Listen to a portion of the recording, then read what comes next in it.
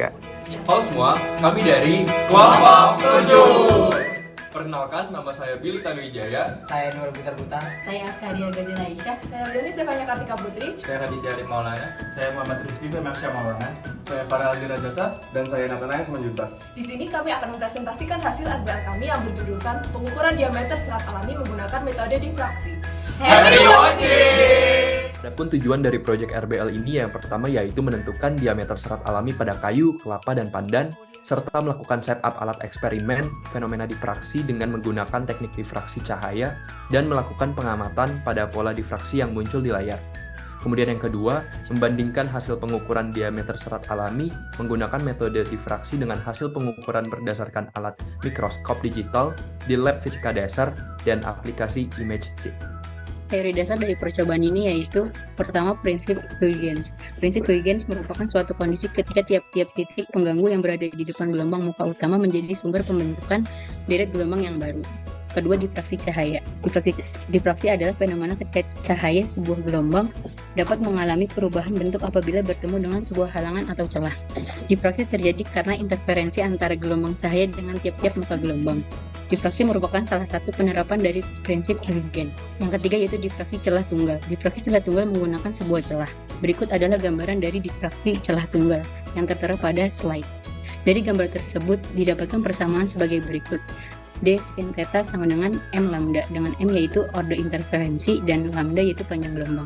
Persamaan tersebut dapat diturunkan ketika nilai theta sangat kecil sehingga nilai sin theta mendekati Y bagi L, sehingga persamaannya berubah menjadi D dikali Y bagi L sama dengan M kali lambda. Lalu selanjutnya, ini merupakan alat dan bahan yang kami pakai dalam pembuatan setup. Selanjutnya ada desain yang kami gunakan pada setup, yang mana ini digunakan sebagai langkah pembuatan setup, yaitu siapkan alat dan bahan, siapkan kardus sebagai tempat meletakkan serat, lalu potong dengan ukuran yang sama dengan pembatas buku, buatlah lubang di sisi tengah kardus untuk menempelkan serat, lalu lakukan tahap ini ke semua kardus.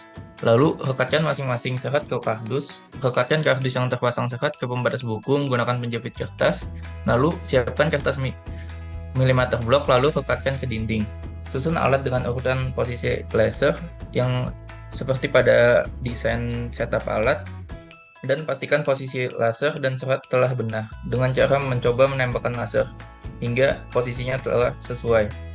Selanjutnya yaitu metode percobaan dalam pengambilan serat.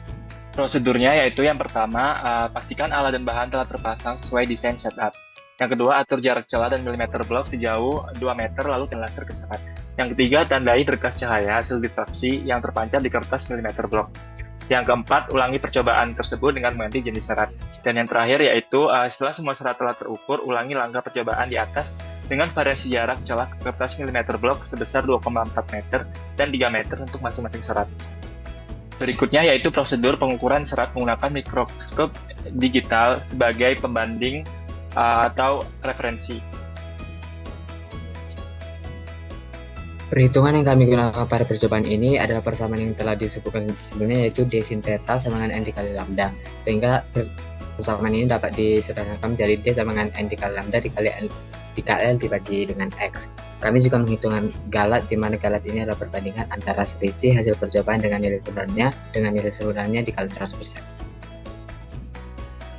Lalu kami akan mempresentasikan pengolahan data kami dan percobaan yang kami lakukan dari difraksi laser dengan panjang gelombang 650 nanometer pada 3 jarak berbeda, yaitu 2, 2,41 dan 3 meter. Kami melakukannya pada yang pertama itu adalah isi pensil yang berukuran 0,5 mm. Lalu kami mendapatkan diameter rata-rata dari isi pensil adalah 0,591 mm. Dan kami melakukan regresi linear, di mana sumbu X adalah N, sumbu Y adalah X, dan gradien adalah lambda dikali R dibagi dengan diameter dari serat. Ini adalah pola difraksi pada serat kayu, dan diameter rata-rata dari serat kayu yang kami dapatkan adalah 0,12 mm. Kami juga melakukan regresi linear, lalu ini adalah pola difraksi pada serat kelapa, dan kami mendapatkan diameter rata-rata adalah 0,33 mm. dan inilah grafik regresinya. Dan yang terakhir adalah pola diffraksi pada serat pandan, dan kami mendapatkan diameter rata-ratanya adalah 0,56 mm. Dan berikut adalah grafik regresi linearnya. Kemudian saya akan menjelaskan mengenai pengolahan data dari percobaan menggunakan mikroskop digital.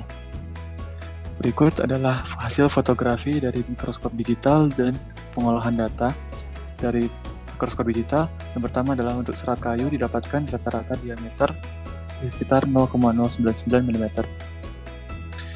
Kemudian untuk serat kelapa didapatkan rata-rata diameter 0,3 mm. Kemudian untuk acuan yaitu isi pensil didapatkan diameter 0,574 mm. Dan untuk serat pandan didapatkan diameter 0,617 mm.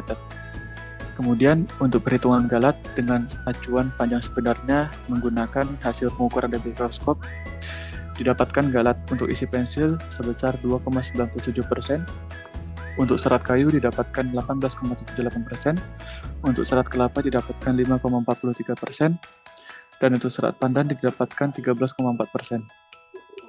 Kemudian untuk hasil analisis, pada percobaan pertama, variabel kontrol yang terlibat adalah panjang gelombang dari laser yaitu 650 nanometer. Kemudian variabel bebas yang terlibat adalah jarak celah ke layar atau L dan order interferensi atau N. Kedua variabel bebas tersebut akan divariasikan dengan variasi jarak celah ke layar yaitu 3, 2,41 dan 2 meter.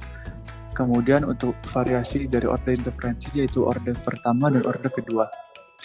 Kemudian variabel terikat yang terlibat adalah jarak antar terang pusat dan terang ke N yaitu X, yang kemudian data X tersebut digunakan untuk analisis regresi linear dengan order interferensi dihasilkan hubungan gradien lambda kali L per D dan diameter dapat dihitung dari gradien tersebut. Ditemukan juga hubungan antar variabel berkaitan karena nilai keterkaitan atau R tinggi mendekati 1.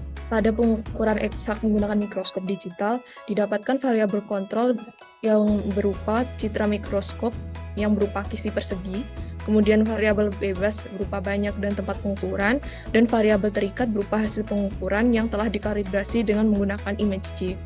Untuk perbandingan antara diameter referensi dengan serat telah disebutkan pada bagian pengolahan data, sehingga bisa di-next saja.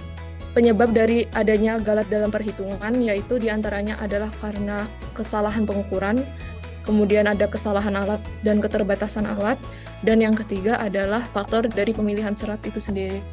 Baik, selanjutnya kesimpulan dari percobaan kami adalah berdasarkan proses percobaan menggunakan teknik difraksi cahaya dan perhitungan, diameter dari serat alami adalah sebagai berikut, dapat dilihat pada slide.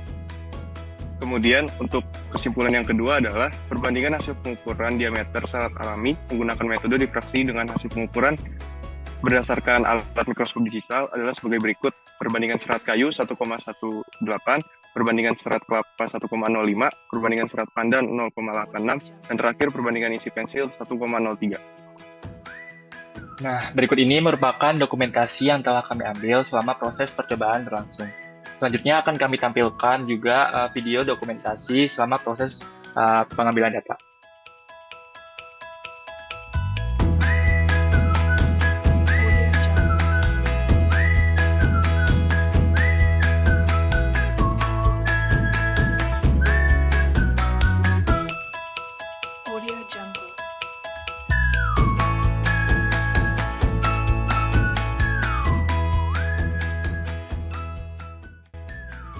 Demikianlah presentasi dari kelompok kami. Selebihnya kurang lebih mohon maaf. Terima kasih.